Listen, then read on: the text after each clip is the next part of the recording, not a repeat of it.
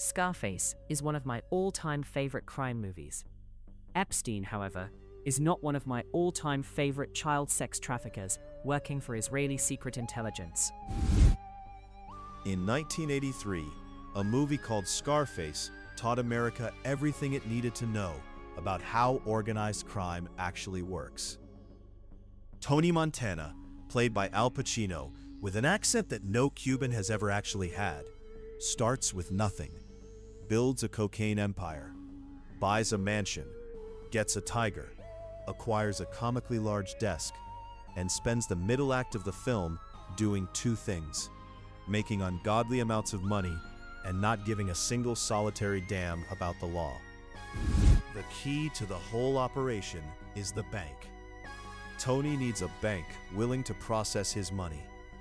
He needs a financial institution that will look at duffel bags full of cash, ask zero questions, and convert blood money into legitimate wealth. In the movie, some anonymous Miami banker does this. Nobody remembers the banker's name because the movie wasn't about the banker. It was about the guy with the mountain of cocaine and the little friend. In real life, the banker is the whole story. Because in real life, the banker was J.P. Morgan Chase, the largest financial institution in the United States. And the Tony Montana was Jeffrey Epstein. And the cocaine was children. And the duffel bags were 55 separate bank accounts, processing over $1.1 billion in transactions over 15 years. And unlike Scarface, which ends with Tony Montana getting shot in a fountain because that's what happens to criminals in movies, the real version ends with the bank paying a fine smaller than its annual catering budget. The CEO testifying he'd never heard of the guy, and everyone going back to work on Monday. In the movie, Tony Montana's banker would have gone to prison. In real life, she's in line for a promotion. Her name is Mary Erdos. She runs J.P. Morgan's Asset and Wealth Management Division. In 2012, a senior executive sent her an email joking that a client's home had fewer nymphets than Epstein's. This email exists in federal court records. A senior executive at the largest bank on the planet made a joke about their client's access to underage girls, sent it to the woman who managed the division that handled his accounts, and nobody blinked. The rape of children was office humor. Tony Montana had one rule: don't get high on your own supply. Keep it professional. Keep it cold. Move the product. Take the money. Don't ask questions. J.P. Morgan couldn't even manage that. They were emailing each other nymphette jokes about the kids like it was fantasy football trash talk. The bank wasn't just moving the money. They were enjoying it. The execs in charge of his money were probably also his customers. Here is what J.P. Morgan Chase's own records show, and I want you to picture the duffel bag scene from Scarface while you read this, except replace the cocaine with trafficked kids. 55 accounts. $1.1 billion processed. Payments to over 20 named victims, most of them children. Over $600,000 processed to a girl that the bank's own internal files noted Epstein had purchased at age 14. They wrote the word purchased about a 14-year-old girl, like she was inventory, like she was a pallet of office supplies, in their own records, in their own building. And then they kept processing his transactions because the money was too good and the girl was too powerless for anyone to give a damn. Tony Montana bought a tiger. Epstein bought a 14-year-old.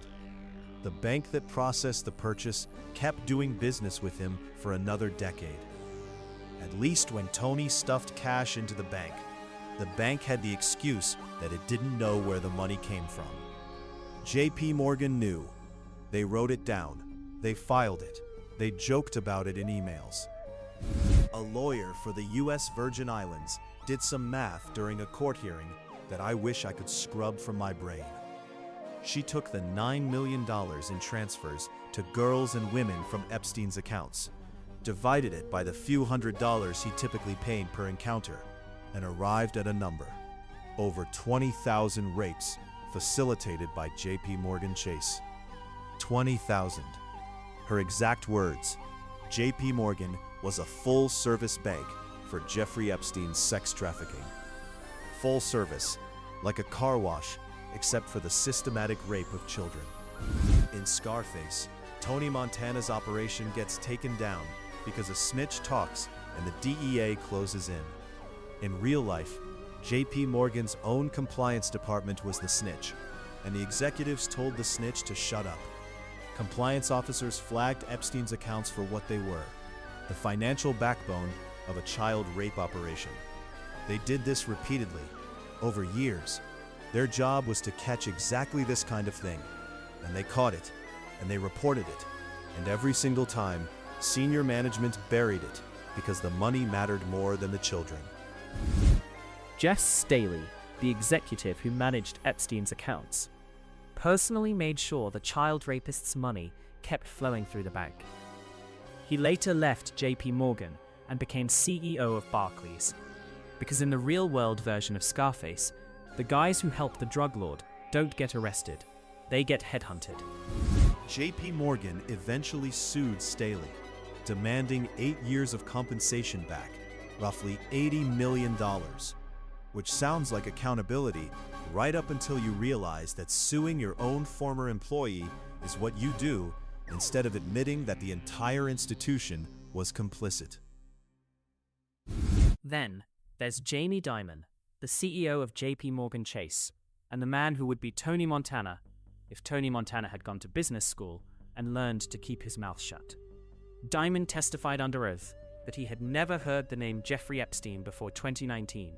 15 years of accounts, 55 of them, over $1 billion. Compliance officers screaming that the bank was processing money for a child rapist. Executives emailing nymphet jokes about the children being raped. And the CEO of the bank never heard the name, not once. At least one other executive has testified, also under oath, that Epstein's accounts were discussed with Dimon. Somebody lied in federal court. Nobody has been charged with perjury. And it isn't just the bank covering for him. The US government has been covering for Epstein this entire time. The DOJ gave him a sweetheart plea deal in 2008 that should have ended careers. The FBI sat on evidence for years. The Treasury received suspicious activity flags from J.P. Morgan as early as 2002 and did nothing. No investigation, no follow-up, no phone call. We are governed by organized crime that traffics children the way the cartels traffic drugs. And the only difference between the two operations is that the cartel doesn't have a seat on the Federal Reserve. In Scarface, when Tony Montana lies to Sosa, Sosa sends a hit squad. In real life, when the CEO of America's largest bank potentially lies under oath about processing $1 billion for a man who raped children, he gets a bonus. And the government that was supposed to stop all of it looks the other way because half of them were probably on the client list. The bank filed a suspicious activity report with the Treasury Department, flagging over $1 billion in Epstein transactions as related to human trafficking. $1 billion in child rape money. They filed this after Epstein was arrested and after he was dead. 16 years of children being raped. 16 years of compliance officers waving flags that got shoved back into drawers. And then once the guy was in a body bag, they finally did the paperwork. The USVI lawyer called it a CYA reporting after 16 years. In Scarface, Tony Montana gets shot in the chest and falls into a fountain, and the camera pulls back and shows you the statue that says, "The world is yours." At J.P. Morgan, they didn't even need the fountain. The world was already theirs, and it still is. Now, here's the question nobody in the financial press wants to ask, which is why I'm asking it. How much money was Epstein generating for J.P. Morgan that the largest bank in America was willing to risk federal prison to keep the relationship alive. Compliance screaming human trafficking and executives overruling them doesn't happen for a guy with a savings bond and a checking account. That happens when the money is so massive and so connected to so many other massive piles of money that shutting it off would pull threads the bank cannot afford to have pulled. Unsealed court documents show Epstein helped JP Morgan recruit ultra-high net worth clients, including, according to internal emails, Google founders Sergey Brin and Larry Page. He was the concierge of the billionaire class. His introduction fee was, "Don't ask what I do with the kids." He wasn't just a client. He was the golden goose, and the golden eggs were covered in the blood of children that nobody wanted to look at too closely. Which brings us to the real question, the one that should keep you up at night.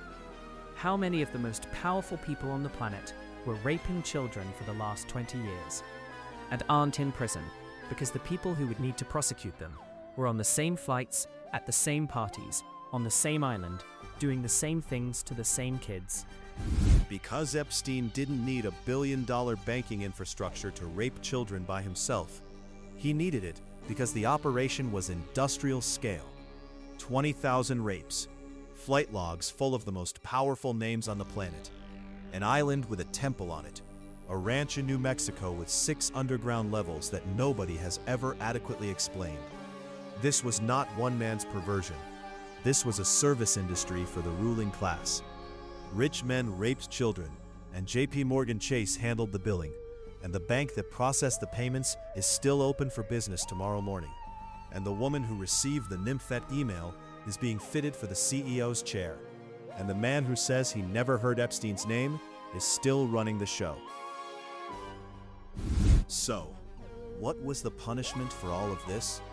$290 million to victims, $75 million to the U.S. Virgin Islands, $365 million total. JP Morgan Chase has paid between $38 and $40 billion in fines for other crimes under Diamond's leadership. The Epstein settlement is less than 1% of their total fine history, less than a rounding error, less than what Diamond's couch cushions eat in a fiscal quarter. In Scarface, Tony Montana dies face down in a fountain. At JP Morgan Chase, they paid a fine that amounts to roughly what it costs to cater the annual shareholders meeting, and nobody even had to update their LinkedIn. There are 2 versions of Scarface. In the movie version, crime doesn't pay. The bad guy dies. The empire crumbles. The audience goes home feeling like justice exists, even if it's violent and ugly. In the real version, the bad guy rapes children for 2 decades, sells access to them to the most powerful men on earth. The bank processes every dollar of it. The compliance department gets silenced. The executives get promoted. The CEO says he's never heard of the guy. The fine is less than 1% of their historical penalties. And the only person who supposedly dies is the client, in a jail cell, under circumstances that roughly 0% of the American public believes were a suicide. Personally, I don't think he died at all. I think his buddy in the White House got him out, because that's what powerful friends do for the people who know where all the bodies are buried, and Epstein knew where every single one of them was. But that's my opinion. What isn't my opinion is everything else in this article. Tony Montana at least had the decency to go down shooting. These people don't even have the decency to stop smiling. The world is yours, unless you're 14 and Jeffrey Epstein just purchased you. Then the world belongs to JP Morgan Chase, and they're not giving it back.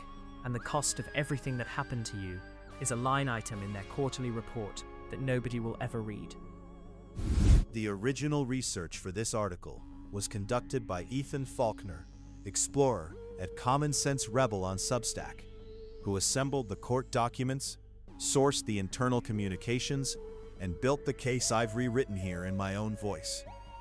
His work is thorough, sourced, and furious in exactly the right ways. Go read him. He earned it. If this article made you want to close your JP Morgan Chase account, good. If it made you want to throw your phone, also good. If it made you wonder why the people who process the payments for the rape of children are still employed and the people who write about it can't afford dental surgery, welcome to independent journalism. A paid subscription keeps me and Lily investigating the things that the Scarface version of America doesn't want you to see. The real version. The one where the bad guys win and the credits never roll. And nobody gets shot in a fountain because there is no fountain. There's just a quarterly earnings call and a settlement and a memo that says fewer nymphets and a promotion and a world that keeps turning like nothing happened. Something happened. We're not going to stop writing about it. Help keep the wise wolf howling.